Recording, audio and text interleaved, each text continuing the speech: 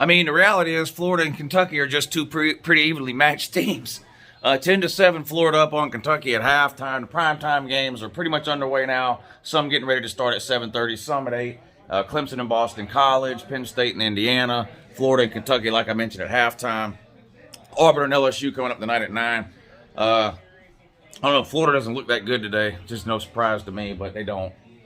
And keep Alabama in your thoughts and prayers, too. I don't know what's going on with Alabama. They only beat Ole Miss by 21 today. Only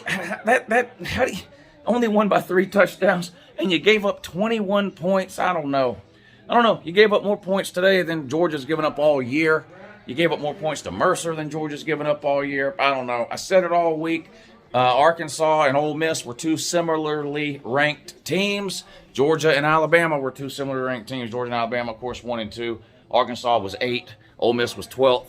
Georgia beat Arkansas like they owed us money, 37-0, a 37-point win and a shutout. And I said, whoever wins the game by a bigger margin, Georgia plays at home, Alabama plays at home. It's an evenly matched matchups here in terms of where the teams are ranked.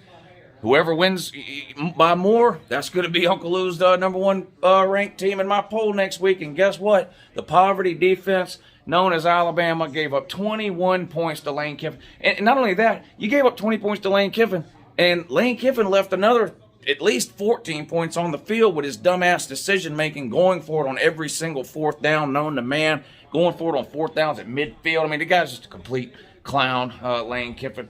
But anyway, Alabama's a good team, but only beat Ole Miss by 21, only beat them by 3 touchdowns, gave up 21 points to Ole Miss. I don't know. So Georgia, the best team in America, will be ranked number 1 in the UncleLou poll next week. Think Florida can hang on and beat Kentucky? Maybe.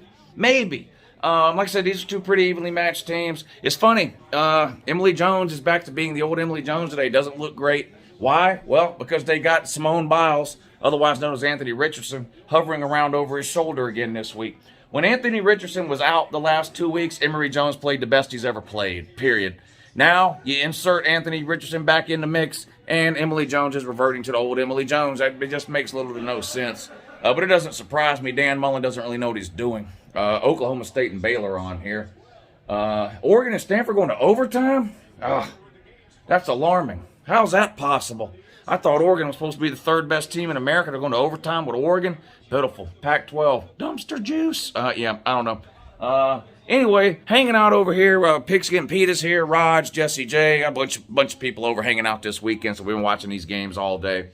I got my Patreon stream coming up at 7:30. I'm going to stream the second half of the Florida-Kentucky game over on Patreon. So any of y'all that are on the Patreon page, you can check the link. I'm going to post it here in just a second. We'll hang out and watch the second half of this Florida-Kentucky game. Anyway, thoughts go out to Alabama.